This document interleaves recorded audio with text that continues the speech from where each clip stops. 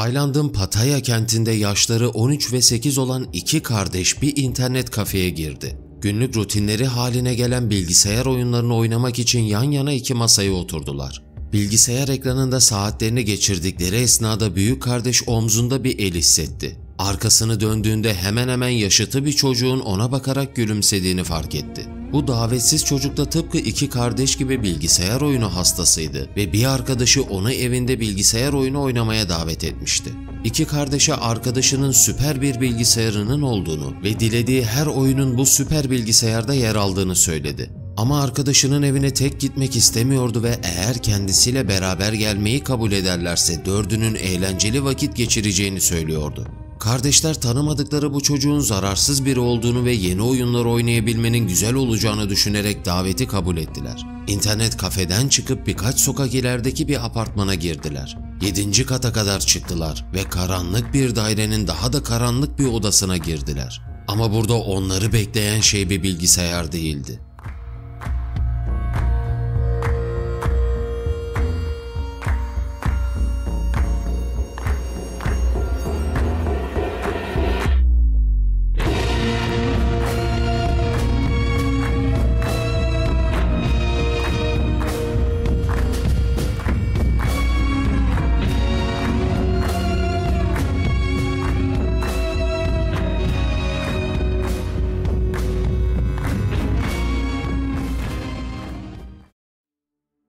...2004 yılında Alman polisi düzenleme yapılması için belirlenen bir depoya girdi. Depo genel anlamda hurdaların ve eski cihazların yer aldığı kelimenin tam anlamıyla bir çöp yığınından ibaretti. Saatler sürecek olan bu ayrıştırma görevinin sonunda deponun farklı amaçlarla kullanıma sunulması planlanıyordu. Yapılan ayrıştırma sırasında polis diğer cihazlara göre daha dikkat çeken ve henüz yıpranmamış olduğu görülen bir sabit diske rastladı. Sabit diski oraya kimin koyduğu ya da nereden geldiği tam anlamıyla belli değildi. Ancak merakına yenik düşen polisler sabit diski çalıştırarak içerisinde ne olduğunu görmek istedi. Disk ilk incelendiğinde garipsenecek bir durum yok gibiydi. Klasörler halinde bölümlere ayrılmış olan diskte Asya'nın farklı ülkelerinde çekilmiş oldukça profesyonel manzara fotoğrafları ve bölgelerin kültürünü yansıtan yemek fotoğrafları vardı. Ama klasörler detaylıca incelenmeye başlandığında tarihin en büyük istismar olaylarından biri gün yüzüne çıkacaktı. Sabit diskte büyük çoğunluğu Asya bölgesinden olan yüzlerce çocuğun istismar görüntüleri vardı. Üstelik diğer istismarcıların aksine bu istismarı gerçekleştiren kişi fotoğraflarda kendine yer vermişti. Kendisine ulaşmak isteyenlerle dalga geçercesine yüzüne uyguladığı bir efektle neredeyse tüm fotoğraflarda boy gösteriyordu. Olayın ciddiyetini farkına varan polis detaylı bir soruşturma başlattı. Başlarda istismarcının fotoğraflarda kendisini göstermesinin bariz bir amatörlük olduğu ve kolayca tespit edilebileceği düşünüldü. Ama günler süren uğraşların sonunda elde edilen tek şey koca bir sıfırdı.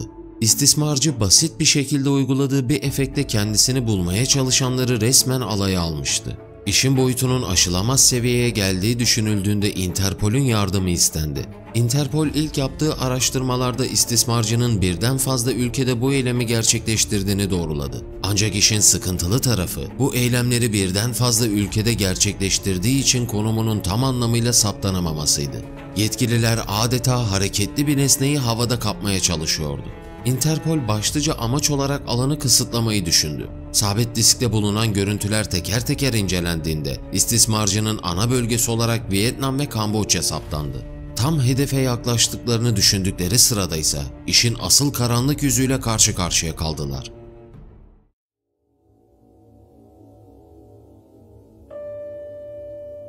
Interpol'ün ve diğer yetkililerin onu ülke ülke aradığı sırada gözünden kaçırdığı başka bir detay vardı. İstismarcı ya da onu arayan yetkililerin ona taktığı isimle Mr. Swirl bunca zaman boyunca bu görüntüleri yalnızca sabit diskte saklamamıştı. İnternetin derin sularında tıpkı kendisi gibi bu hastalıklı saplantılara sahip olan insanların bulunduğu forumlarda da görüntüleri gururla sergilemişti. Bu tarz sitelerde takılan insanlar genel anlamda kendilerini gizleyerek yaşam süren tipte insanlardı. Paylaştıkları fotoğraflarda ya da videolarda kendilerinden ne bir görüntü ne de bir imza taşıyorlardı. Ama Mr. Swirl tüm fotoğraflarda kendini göstermişti ve bu diğerleri tarafından saygı duyulacak bir hareket olarak görülüyordu. Yüzünü açıkça göstermese de kendisini fotoğraflarda istismara maruz bıraktığı çocuklarla aynı kareye koyabilmesi, ona internetin bu karanlık tarafında sınırsız imtiyaz sunulmasına yol açmıştı. Forumlarda yaptığı paylaşımlar incelendikçe sanıldığından daha da mide bulandırıcı gerçekler gün yüzüne çıkmaya başlıyordu. Mr. Swirl popüler olduğu forumlarda 300'e yakın fotoğraf paylaşmıştı. Bu fotoğrafların neredeyse tamamında kendini gururla sergilemiş ve yaptıklarından mutluluk duyduğunu da açıkça ifade etmişti. Soruşturmacılara göre aradıkları şey tamamıyla bir hayaletten ibaretti. Onlarca farklı ülke, onlarca farklı konum ve onlarca farklı çocuğun olduğu fotoğraflarda tek tanıdık yüz vardı. Ancak o yüzde ulaşılamaz durumdaydı. Ama Interpol buna dur demenin yollarını arıyordu ve bulmakta da fazlasıyla kararlıydı.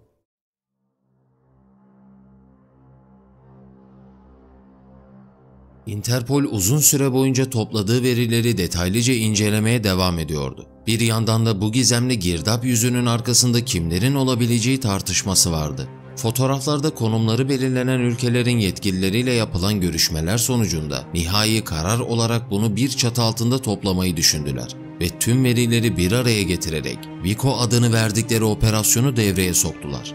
Interpol'ün yoğun bir arama gerçekleştirdiği sıralarda da Mr. Swirl ilk hatasını yaptı. Ünlü olduğu forumda bir fotoğraf paylaştı ve fotoğrafı paylaşırken de IP adresini gizlemeyi unuttu. Bu da Interpol'ün eline nihayet bir adres geçmesine yol açtı. Fotoğraf Kanada'nın Vancouver şehrinden yüklenmişti. Her ne kadar başlarda bu anlam ifade eden bir adres olmasa da ilerleyen dönemlerde adres büyük bir anlam kazanacaktı. Bir yanda onlarca görevli, fotoğrafların konumlarından sıradaki yerin neresi olabileceği hakkında fikir yürütüyordu. Bir yanda ise Mr. Swirl'ün gururla paylaştığı fotoğraflardaki yüzün ortaya çıkarılıp çıkarılamayacağı ile ilgili çalışmalar devam ediyordu. Tam da bu esnada Vico operasyonunda incelemede bulunan ekip ufak bir detayı fark etti. Fotoğraflarda genellikle yüzü saklamak ya da fotoğrafı belirsiz kılmak amacıyla bulanıklaştırma veya pikselleştirme yapıldığında ana hatların yok olması mümkündü. Ancak Mr. Swirl'ün paylaştığı fotoğraflara uyguladığı efekte ana hatları tam anlamıyla yok olmamıştı. Ekibe göre Mr. Swirl'ün yüzü hala o fotoğrafın altındaydı ve kesinlikle ortaya çıkarılabilirdi. Fotoğrafları incelemekle görevli ekip aracı bir yazılım kullanarak girdap efektinin tersi yönde hareket edebileceğini düşündü. Ve bu yalnızca bir düşünce olmaktan çıkıp eyleme döküldüğünde ise beklenmedik bir gelişme yaşandı.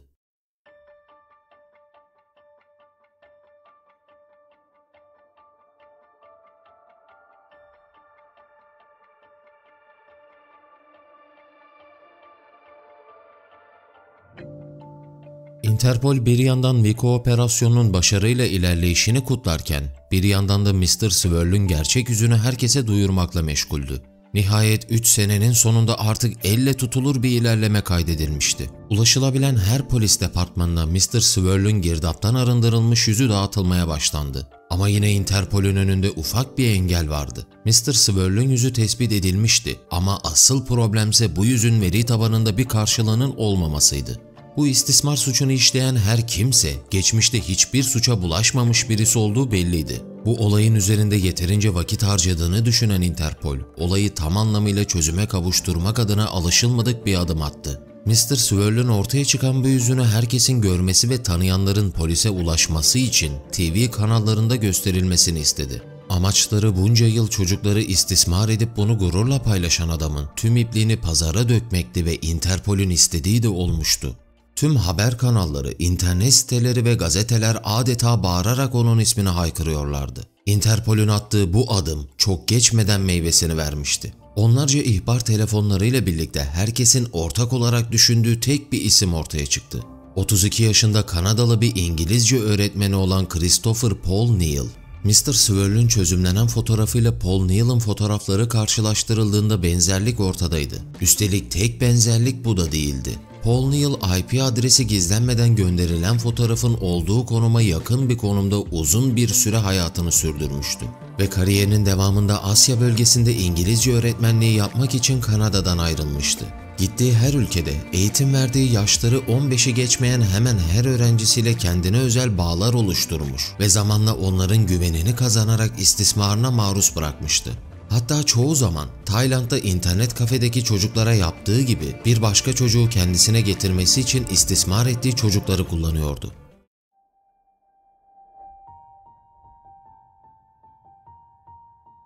Paul Neal kimlik tespiti gerçekleştiği sırada aktif olarak Güney Kore'de öğretmenlik yapıyordu. Yüzünün bir anda tüm televizyonlarda ve medyada açık şekilde gösterilmesi de onun tekrardan hareketlenmesine yol açtı. Polisten haftalar boyunca kaçmayı başardı. Ama Interpol kararlı şekilde onun yüzünü her yerde göstermeye devam etti. Ve nihayet Paul Neal, Tayland'da haftalarca saklandığı bir sığınakta yakayı ele verdi. Nihayet yakalanmıştı ancak hala daha giderilmesi gereken pürüzler vardı.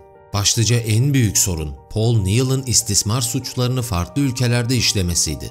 Bu da işlediği suçların tespitinin sağlanarak tüm ülkelerde yargı karşısına çıkmasını gerektiriyordu. Tayland polisi Paul Neal'ı internet kafedeki 3 çocuğa cinsel istismarda bulunduğu gerekçesiyle yargı karşısına çıkardı. Verilen kararda Paul Neal 5 yıl hapse mahkum edildi. Başlarda plan çok farklı tasarlanmıştı.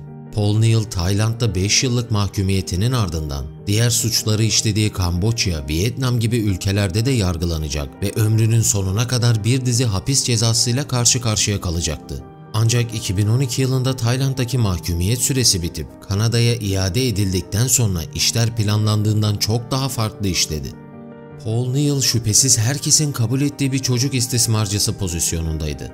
Ama işin beklenmeyen tarafı bu suçları Kanada'da gerçekleştirmemiş olmasından kaynaklı burada herhangi bir cezai yaptırımla karşılaşmaması oldu. Interpol'ün hatta tüm dünyanın büyük bir çabayla işaret ederek gösterdiği bir çocuk istismarcısı, işlediği suçları yalnızca bir ülkenin sınırları içerisinde gerçekleştirmediği gerekçesiyle serbest bırakılmıştı.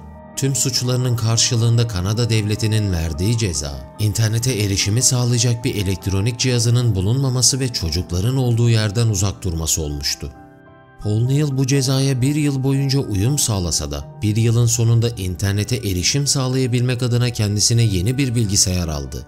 Mazeret olarak da amacının bir kitap yazmak olduğunu ve bu yüzden bir bilgisayara ihtiyaç duyduğunu söyledi. Ama bilgisayarı incelendiğinde ise geçmişte olduğundan çok daha fazla istismar videosuna sahip olduğu görüldü. Üstelik Tayland'da geçen 5 yıl ve Kanada'da aldığı cezalara rağmen eskiden ünlü olduğu forumlara yeniden girerek yaptıklarıyla gurur duyduğunu ve pişmanlık hissetmediğini belirten mesajlar atmıştı. Bu sefer adımlarını sağlam atabilmek adına da forumda tanıştığı bir arkadaşından Dark Web'e nasıl yükleme yapabileceğini göstermesini istemişti. Bilgisayarın incelenmesini tamamlayan Kanada polisi Paul Neal'ı çocuk istismarcılığından suçlu bularak yargı önüne çıkardı.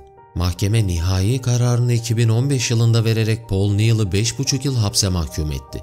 Ama daha öncesinde Kanada devleti sınırları içerisinde herhangi bir suç işlememesinden dolayı Paul yalnızca 15 ay hapis yattıktan sonra 2017 yılında serbest kaldı. Geride istismara uğrayan yüzlerce çocuğun yaşadıkları kaldı.